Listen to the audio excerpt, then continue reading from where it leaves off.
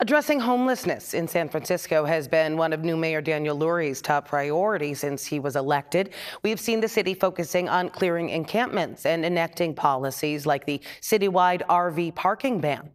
But some people who live in Hayes Valley say that those people who are being displaced from some of those hot spots have just moved to their neighborhood. Amanda Harry spoke with neighbors and local business owners calling on the city to take action.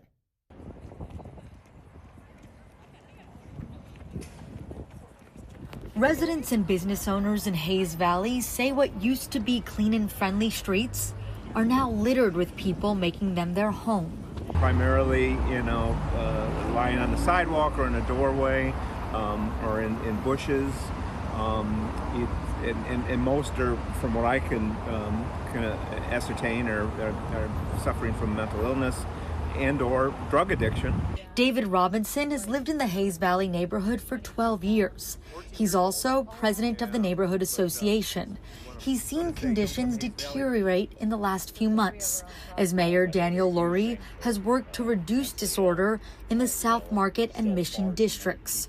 Robinson believes unhoused people have migrated to other neighborhoods, including Hayes Valley. It's been pretty evident since the tent encampments have been dispersed.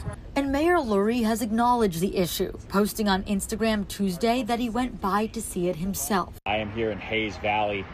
We've been getting a lot of reports from some of our small business owners struggling with those that are not well, whether they're using or mentally ill.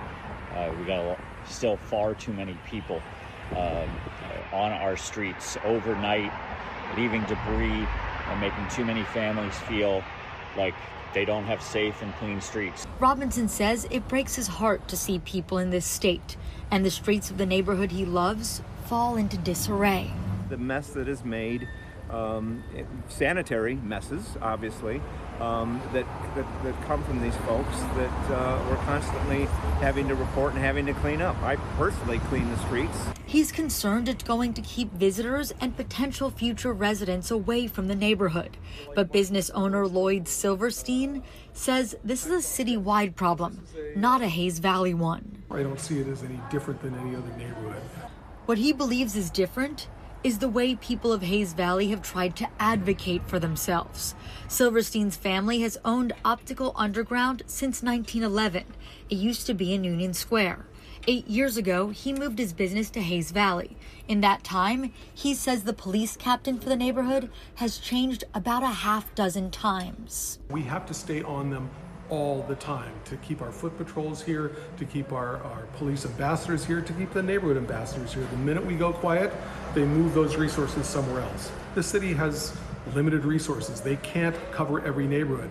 So it's the squeaky wheel that gets the grease. Robinson is hopeful that with the extra attention the community has drawn to the issue and the mayor's help, they can reverse the recent trend. My hope going forward is having a city where we can be looked at throughout the country and the world again as the place to visit and of course as residents the place to live. Well, during his campaign, you might remember Mayor Lurie vowed to add 1,500 shelter beds in the first 6 months of his term. That number actually turned out to be less than 500. The mayor said he changed strategies.